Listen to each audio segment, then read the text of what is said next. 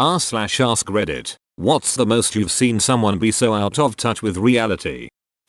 I work at a recording studio. The amount of people who think they're going to be the next big thing is scary.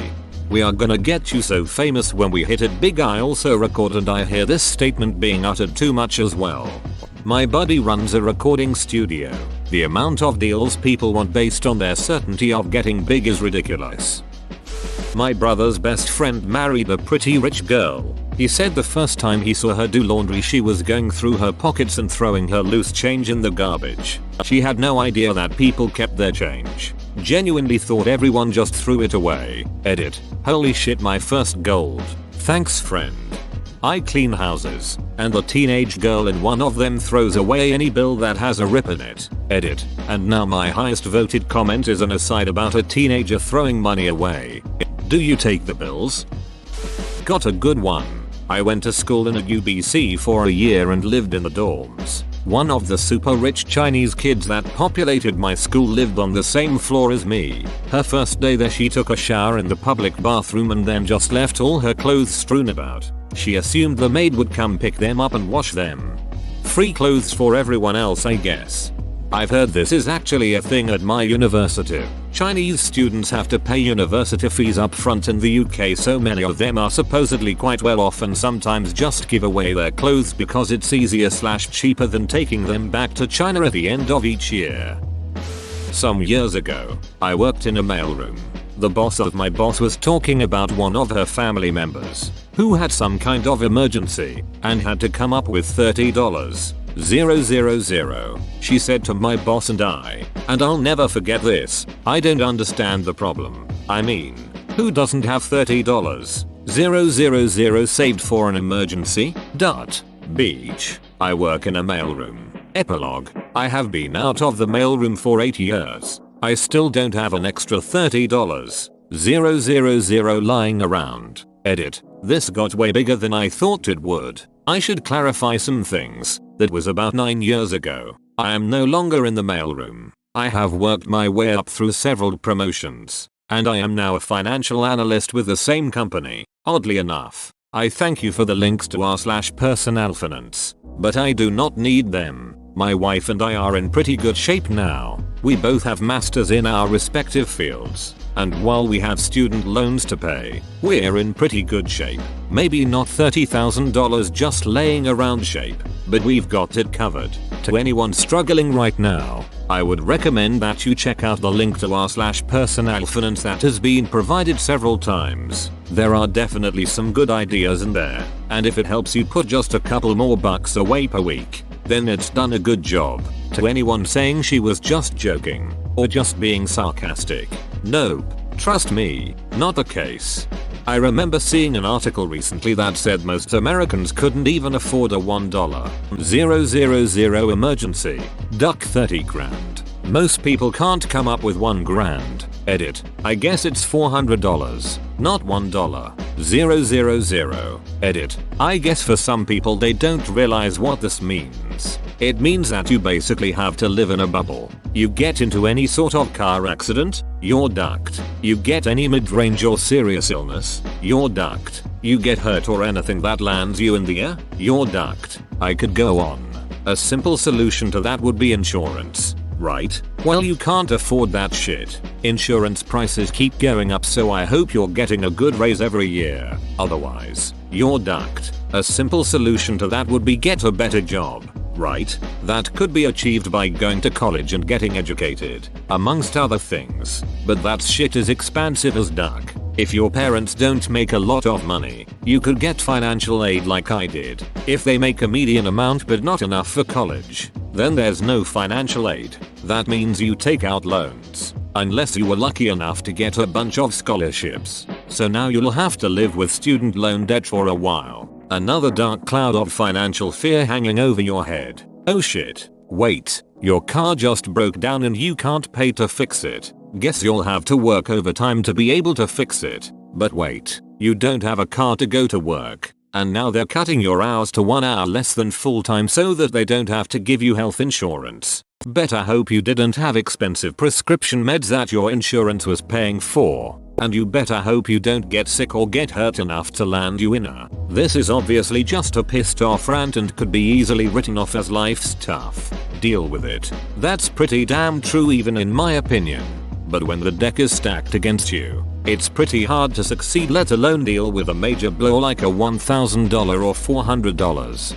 I have an emergency fund, but I'm pretty sure life knows when it tips over $1,000 because that's when a tire blows or the water heater dies. We were at a table, 6 of us, eating.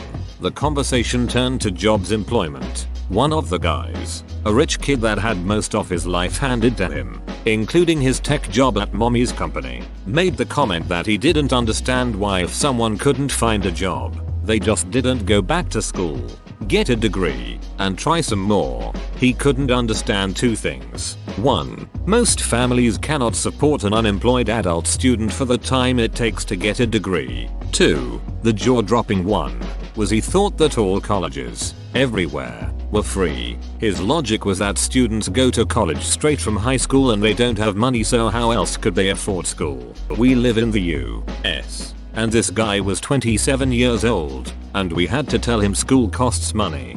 Reminds me of the story on Reddit about the salesperson who thought credit card is free money. Use all you want. No need to pay back. Well, just put the money you owe on a different credit card. My boss' daughter has 4 or 5 DUIs, so they took her license away and installed the Uber app on her phone. She tells people she has a personal driver. Edited to add, she has DUIs in multiple states. She almost got arrested for interfering when her daughter got arrested for DUI. Mom was in the car, too. Installed the Uber app on her phone. I like the insinuation that she is either too stupid or lazy to install the Uber app herself, so they had to do it for her.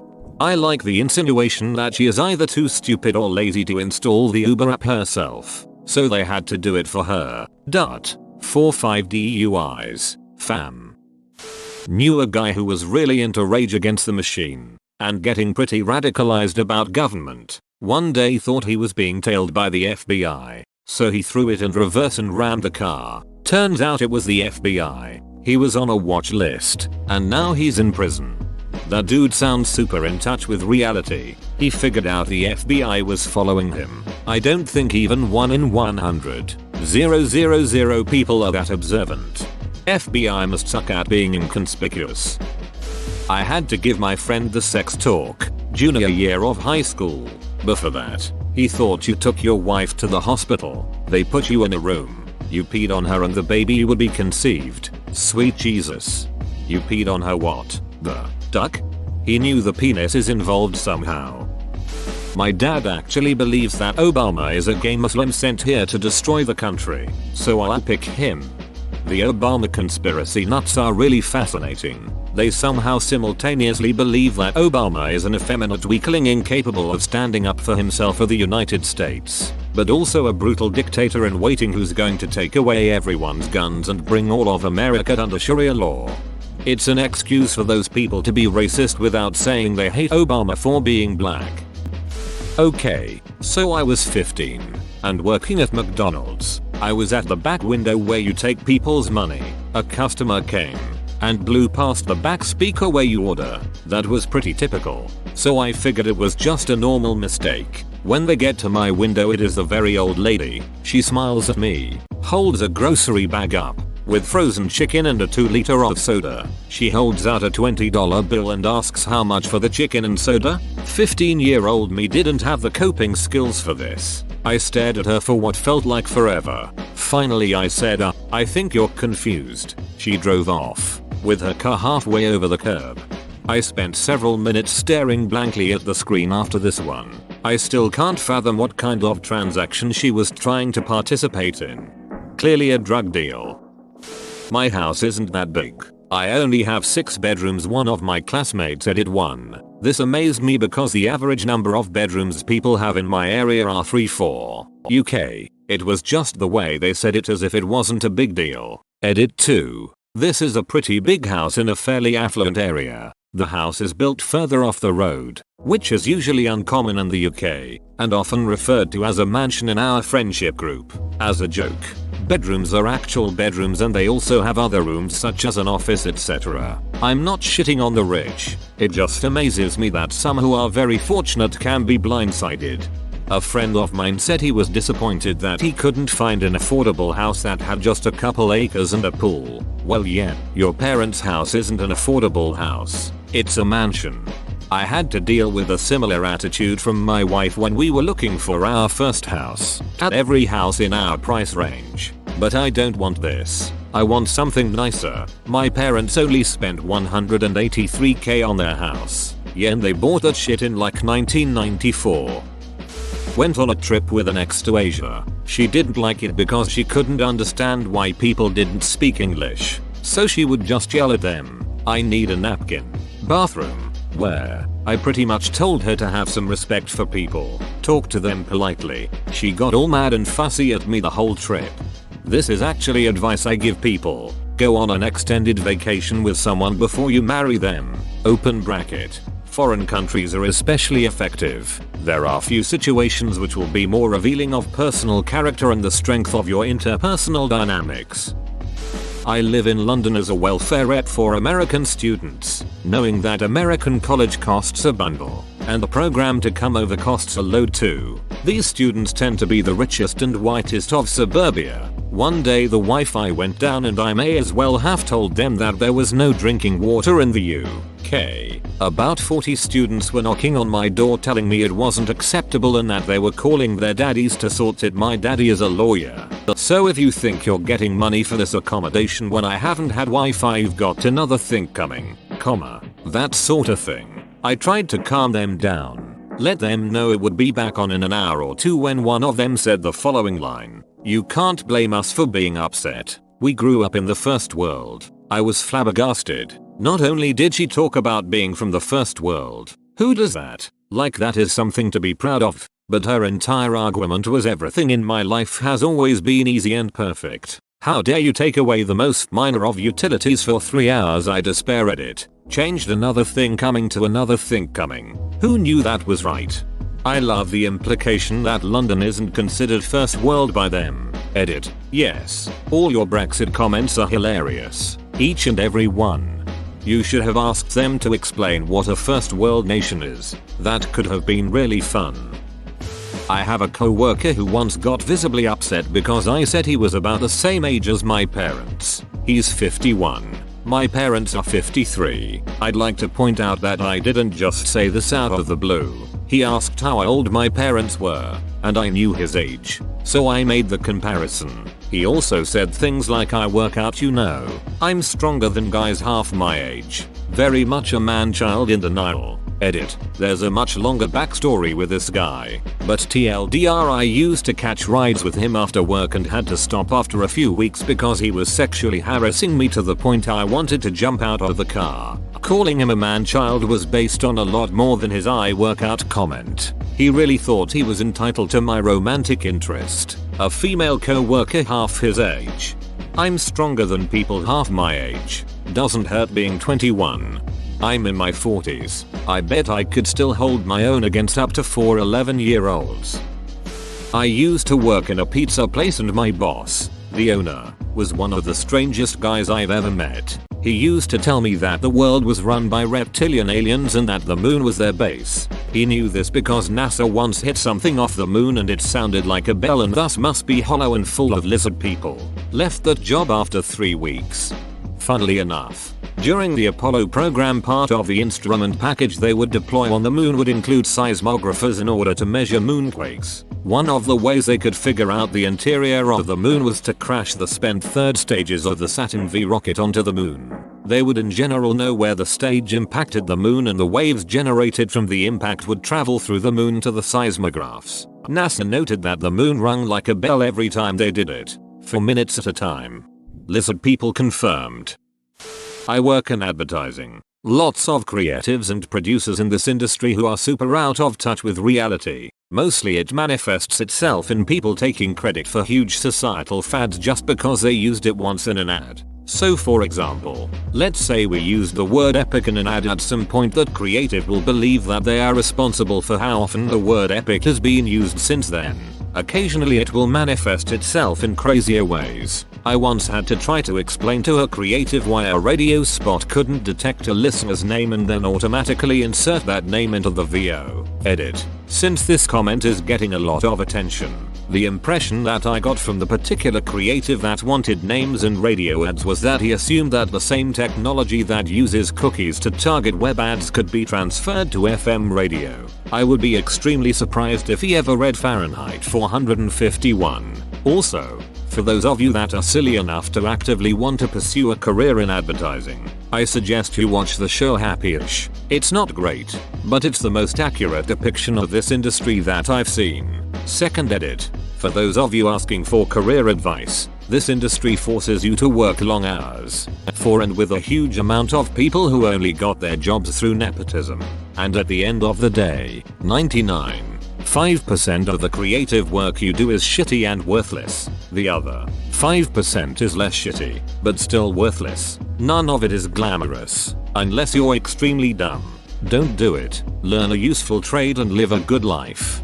I work in advertising too. The worst is them thinking their lives and experiences are typical. No, the average American doesn't have tons of discretionary income and live in Brooklyn. I hear this is why tech companies often make ridiculous always online shit that would never work reliably outside of Silicon Valley, because they are all living there and can't imagine what it's like to have small town internet or rural internet or just shitty internet even in a big city. That guy in Africa who got shafted by W10 update comes to mind. I bet you Miz never thought that someone might have to pay a lot for downloading 6 gigabytes. I've met a few people who are really brilliant in one field, yet lack even the most basic level of sense in certain areas outside of it. Sort of like the thing about Einstein not being able to tie his shoes. If that's true, my favorite was a university professor. Absolutely brilliant knowledge of Middle Eastern politics, particularly around the Israel-Palestine conflict. He could remember insanely precise historical details going back thousands of years, and seemed to understand the subtlest of nuances on both sides of the conflict. His lectures were amazing, or they would have been, if he had turned off his cell phone.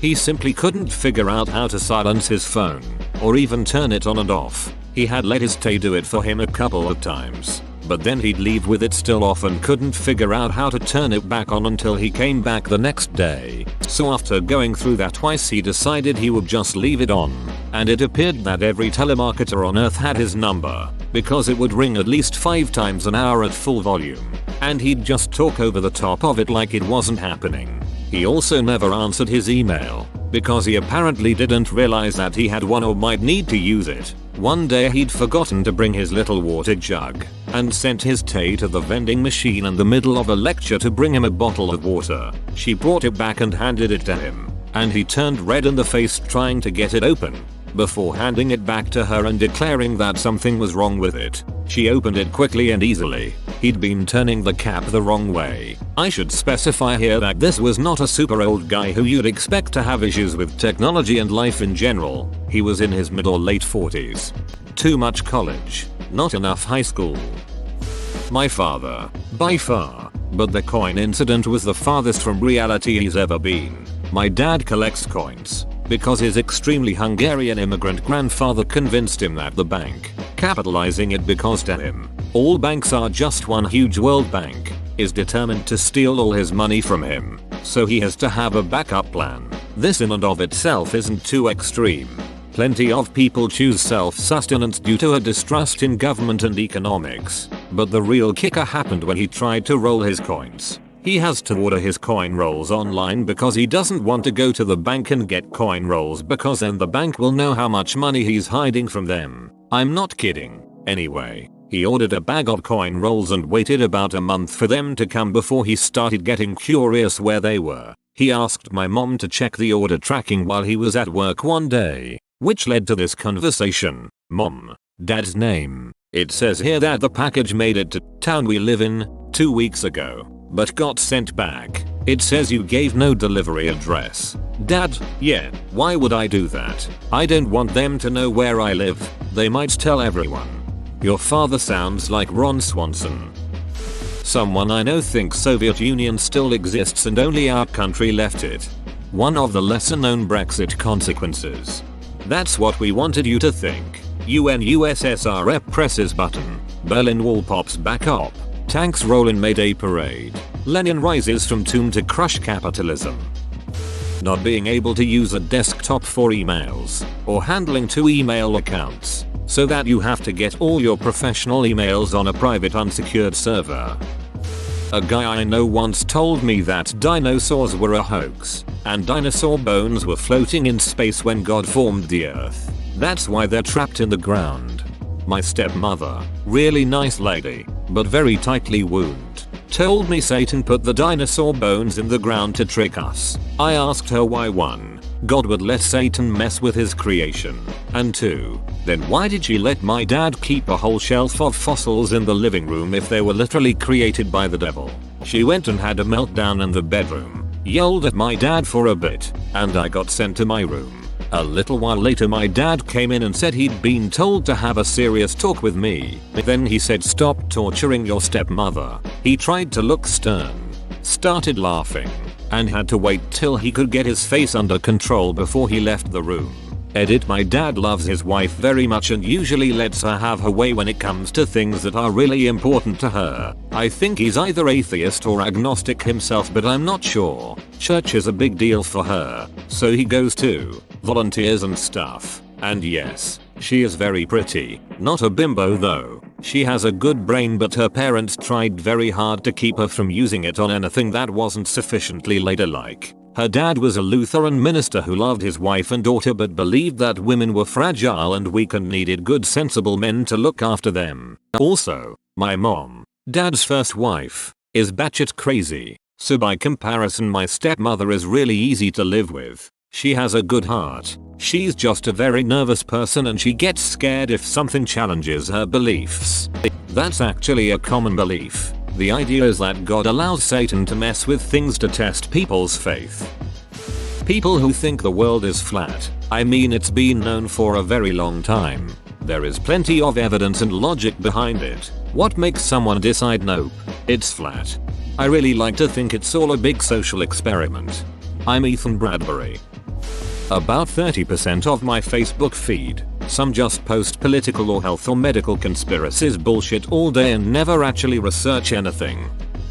My sister was just telling me this story. She went to a private high school in a very nice area with very rich kids. One day my sister sees one of her friends crying and quickly runs over to her to ask what is wrong. Her friend, through sobs, manages to say everything is just so unfair. I can't even believe my life. My sister is so concerned because this girl seems on the verge of a breakdown.